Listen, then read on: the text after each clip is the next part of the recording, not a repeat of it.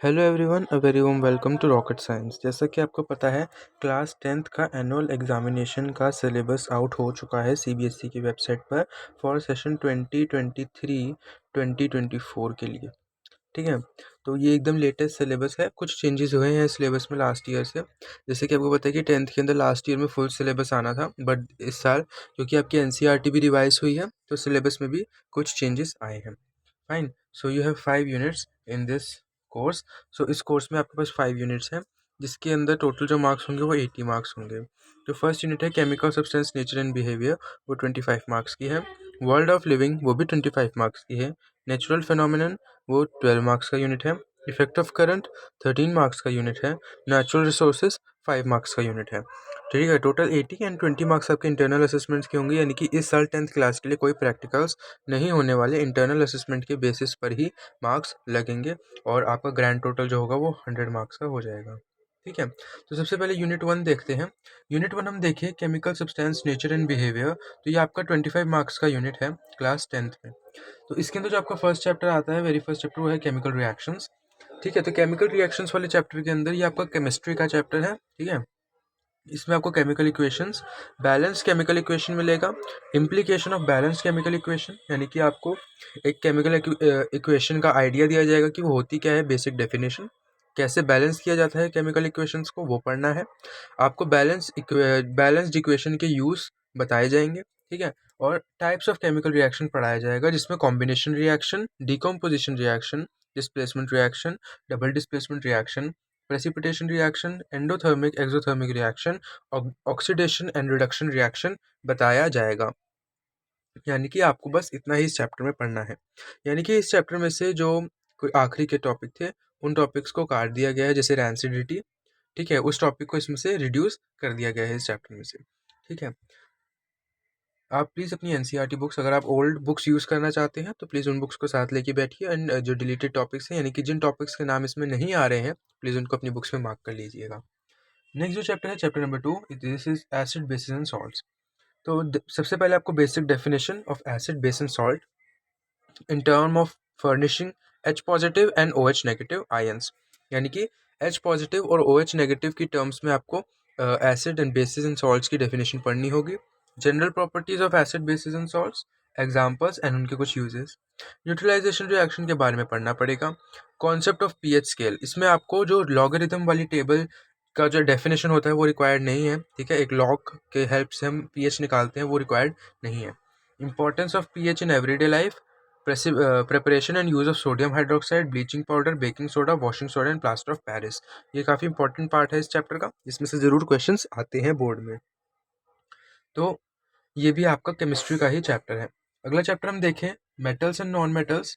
ठीक है, ये भी आपका केमिस्ट्री का चैप्टर है, एंड इसमें आपको पढ़ना है properties of metal, non metals, reactivity series, formation and properties of ionic compound, basic metallurgical processes, corrosion and it's prevention. यानी कि इस चैप्टर में से काफ़ी कुछ पार्ट्स को रिड्यूस कर दिया गया है, आपको उन पार्ट्स को नहीं पढ़ना है। ठीक है, अगला जो चैप्टर है हमारा, chapter number 4, which is carbon compounds. ठीक है, ये भी आपका केमिस्ट्री का ही चैप्टर है। इसके अंदर आपको कोवेलेंट बॉन्डिंग के बारे में पढ़ना है कार्बन कंपाउंड्स के अंदर, versatile nature of carbon in homologous series के बारे में पढ़ना है, नोमेनक्लेचर के बारे में पढ़ना है, कंटेनिंग फंक्शनल ग्रुप्स, जिसमें आपको फंक्शनल ग्रुप्स पढ़ने हैं halogen, alcohol, ketone, aldehyde, alkenes and alkynes. यानी कि आपको सिर्फ इतने ही फंक्शनल ग्रुप्स के बारे में पढ़ना है, इसके अलावा किसी और फंक्शनल ग्रुप को आपको डिस्कस नहीं करना है या उनके बारे में पढ़ना नहीं है। ठीक है, difference between saturated hydrocarbons and unsaturated hydrocarbons, chemical properties of carbon compounds, combustion, oxidation, addition and substitution reaction, ethanol and ethanoic acid, only properties and uses। आपको सिर्फ इनकी properties and uses के बारे में ही पढ़ना है। soaps and detergents, यानी कि इस चैप्टर में से जो लास्ट ईयर्स के अंदर चीज़ें डिलीट हुई थी उनको अब हटा दिया गया है, यानी कि ये पूरा का पूरा चैप्टर आपको एज इट इज़ जैसा पुरानी एनसीईआरटी में था वैसा ही वापस से आएगा। ठीक है, तो यहाँ पे हमने अपनी फर्स्ट यूनिट को डिस्कस कर लिया है। ठीक है, which is chemical substances nature and behaviour, and ये 25 मार्क्स की काफ़ी इंपॉर्टेंट यूनिट थी आपकी। तो अब हम अगली यूनिट को भी डिस्कस कर लेते हैं। अगली जो यूनिट है वो है the world of the living. ठीक है, मतलब वर्ल्ड ऑफ लिविंग, इसमें आपको जो पहला चैप्टर है, चैप्टर नंबर जो आपको हो जाएगा 5, वो है लाइफ प्रोसेसेस। इसमें आपको living being, basic concept of nutrition, respiration, transport and excretion के बारे में पढ़ना है इन प्लांट्स एंड एनिमल्स। यानी कि ये चैप्टर भी एज इट इज़ आने वाला है, इसमें कुछ खास रिडक्शन नहीं हुआ है। अगला चैप्टर है control and coordination. Control and coordination आपको हो जाएगा चैप्टर नंबर 6, ठीक है। Control and coordination in animals and plants. ये चैप्टर लास्ट ईयर में रिड्यूस कर दिया गया था कम्प्लीटली। बस इस साल आपको ये चैप्टर पढ़ने को मिल जाएगा, ठीक है। Tropic movement in plants, introduction of plant hormones, control and coordination in animals, nervous system, voluntary, involuntary and reflex actions, chemical coordination and animal hormones. बस इतने ही टॉपिक्स आपको इस चैप्टर में पढ़ने हैं। अगला है reproduction, which will be your chapter number 7, ठीक है। इस चैप्टर के अंदर वो क्या पढ़ना होगा? Reproduction in animals and plant, sexual and asexual, reproductive health, need and methods of family planning, safe sex and HIV AIDS, ठीक है। Child bearing and women's health के बारे में भी आपको इसके अंदर पढ़ना होगा। अगला जो चैप्टर है आपका वो है हेरिडिटी एंड एवोल्यूशन, जो काफ़ी इंपॉर्टेंट चैप्टर है, चैप्टर नंबर 8 हो जाएगा आपका ये। इसके अंदर आपको मेंडल्स कॉन्ट्रीब्यूशन के बारे में पढ़ना होगा, law of inheritance of traits के बारे में, सेक्स डिटर्मिनेशन, ब्रीफ इंट्रोडक्शन पढ़ना होगा। टॉपिक्स जो एक्सक्लूड कर दिए गए हैं चैप्टर में से वो है इवोल्यूशन वाला पूरा पार्ट, एंड कोई भी इवोल्यूशन वाले पार्ट को आप इसमें रीड नहीं करेंगे, ठीक है। तो न्यू एनसीईआरटी के अंदर आपको सारे टॉपिक्स मिल जाएंगे, मतलब यही मिल जाएंगे सारे जो रिड्यूस टॉपिक्स है ओल्ड एनसीईआरटी को, आपको रिवाइज्ड एनसीईआरटी में नहीं मिलने वाले। तो ये भी जो यूनिट है हमारी 25 मार्क्स की यूनिट है, अनदर इंपॉर्टेंट यूनिट है, पूरी बायोलॉजी की यूनिट है, पूरे बायोलॉजी है इसमें, ठीक है। तो अगला है हमारा नेचुरल फिनोमेना, ये जो हमारी यूनिट है ये 12 मार्क्स की यूनिट है, ठीक है। इसमें आपको reflection of light by curved surfaces, images formed by spherical mirrors, centre of curvature, principal axis, principal focus, focal length, mirror formula के बारे में पढ़ना है, जिसमें आपको डेरिवेशन नहीं पढ़नी है मिरर फार्मूला की। Magnification, refraction, laws of refraction and refractive index आपको नहीं पढ़ना है इसके अंदर, ठीक है। अगला आपको refraction of light by spherical lens पढ़ना है, image form by spherical lens, lens formula जिसमें आपको डेरिवेशन अगेन नहीं चाहिए, derivation not required. Magnification power of a lens भी आपको पढ़ना है। Functioning of a lens in human eye, ये आपको पढ़ना है। Defects of vision and their corrections, application of spherical mirrors and lenses. ये वाला जो पार्ट था लास्ट ईयर में रिड्यूस था, नहीं था, human I and the colourful world chapter का नाम था। अब हो सकता है शायद एक चैप्टर करके इस पूरी एनसीईआरटी में पूरे टॉपिक को कवर कर दिया एक ही चैप्टर के अंदर, ठीक है। अगला है refraction of light through prism, ये आपको पढ़ना है। Dispersion of light, scattering of light, application in daily life, excluding colours of sun at sunrise and sunset.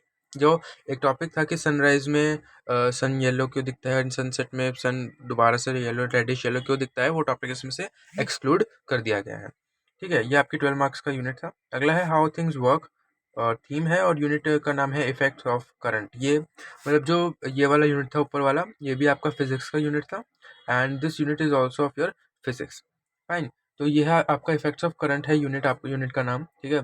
इसमें आप इलेक्ट्रिक करंट के बारे में पढ़ेंगे, potential difference in electric current, Ohm's law के बारे में पढ़ेंगे, रेजिस्टेंस रेजिस्टिविटी के बारे में पढ़ेंगे, factors on which the resistance of a conductor depends, इसके बारे में पढ़ेंगे, series combination of resistors and parallel combination के बारे में पढ़ेंगे, and their application in daily life. Heating effect of electric current के बारे में पढ़ेंगे, और उसकी कुछ एप्लीकेशंस के बारे में भी पढ़ेंगे। Electric power, inter relation between P V I and R के बारे में आप पढ़ेंगे, ठीक है। आगे देखें तो एक अलग से चैप्टर था magnetic effect of electric current, ठीक है, उसको शायद इसके अंदर ही इंक्लूड कर दिया गया है। तो इसके अंदर आपको मैग्नेटिक फील्ड, फील्ड लाइंस के बारे में पढ़ना है, field due to current carrying conductor के बारे में पढ़ना है, ठीक है। Field due to current carrying coil और सोलेनॉइड के बारे में पढ़ना है, force on current carrying conductor के बारे में पढ़ना है, फ्लेमिंग्स का लेफ्ट हैंड रूल पढ़ना है, डायरेक्ट करंट पढ़ना है, ऑल्टरनेटिंग करंट पढ़ना है, फ्रीक्वेंसी ऑफ एसी यानी कि alternating current, advantage of AC, DC यानी कि डायरेक्ट करंट, और डोमेस्टिक इलेक्ट्रिक सर्किट्स के बारे में भी पढ़ना है। ये वाला जो था हमारा डायरेक्ट करंट वाला, ये लास्ट ईयर में रिड्यूस था, बट इस बार है। एंड इस बार क्या है, फ्लेमिंग्स राइट हैंड रूल को हटा दिया गया है, and right hand thumb rule and right hand rule दोनों को ही हटा दिया गया है। सिर्फ एक rule, Fleming's left hand rule, जो कि इलेक्ट्रिक मोटर में काम आता था, वो है, और उसमें भी सिर्फ रूल है, एप्लीकेशन यानी कि मोटर जनरेटर नहीं है, ठीक है। तो ये आपका फिजिक्स के ही यूनिट है ये भी, ठीक है। अगला हम देखें तो नेचुरल रिसोर्सेज है हमारा यूनिट का नाम, आवर एनवायरनमेंट, एक ही चैप्टर आ रहा है, और ये जो यूनिट है ये 5 मार्क्स की है। इससे पहले वाली यूनिट तो जी वो थी जो वो 13 मार्क्स की थी। इसकी ये जो है आपकी बायो की यूनिट है, ठीक है, बायो की यूनिट है ये। इस चैप्टर में आपको ecosystem, environmental problem, ozone depletion, waste product and their solutions के बारे में पढ़ना है। Biodegradable and non biodegradable substances के बारे में भी आपको पढ़ना है। ठीक है, आगे जो है ये नोट फॉर द टीचर्स का ये कॉलम है जिसके अंदर सिर्फ टीचर्स के बारे में पढ़ना है। आगे देखें तो प्रैक्टिकल्स, इसमें आपको ये सभी प्रैक्टिकल्स करने हैं।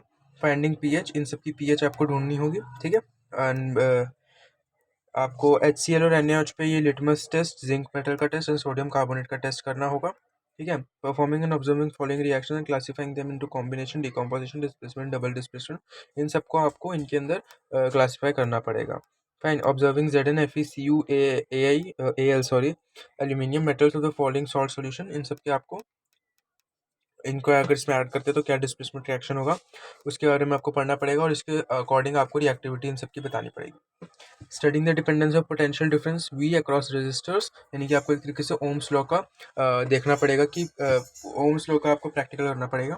ठीक है, determination of equivalent resistance of two resistors when connected in series and parallel, आपको दो इक्विवेलेंट रेजिस्टेंस वाले रेजिस्टर्स को सीरीज में और पैरेलल में लगा के देखना होगा। Preparing a temporary amount of leaf peel to show stomata, एक बायो का प्रैक्टिकल जिसमें आपको एक लीफ पील के अंदर स्टोमेटो को शो करना होगा। That's all for today. अगर आपको वीडियो अच्छी लगी हो तो प्लीज़ इसको अपने फ्रेंड्स के साथ शेयर कर दीजिए ताकि उनको भी जल्द से जल्द सिलेबस का पता लग जाए। ठीक है, एंड आप जाके CBSE की वेबसाइट पर जाके इजीली सिलेबस को डाउनलोड कर सकते हैं। ठीक है, बहुत जल्द मैथ्स के सिलेबस की भी वीडियो आएगी एंड इस चैनल पर ही आपको क्लास 10 से रिलेटेड, अगर आप एक ऐसे स्टूडेंट हैं जो आगे डॉक्टर बनना चाहते हैं, ठीक है, या फिर आप सिंपल बोर्ड्स को भी टारगेट कर रहे हैं, तो हमारा चैनल आपके लिए वन स्टॉप सॉल्यूशन है। यहाँ पे आपको क्लास 10 से रिलेटेड हर एक important information along with lectures मिलेंगे।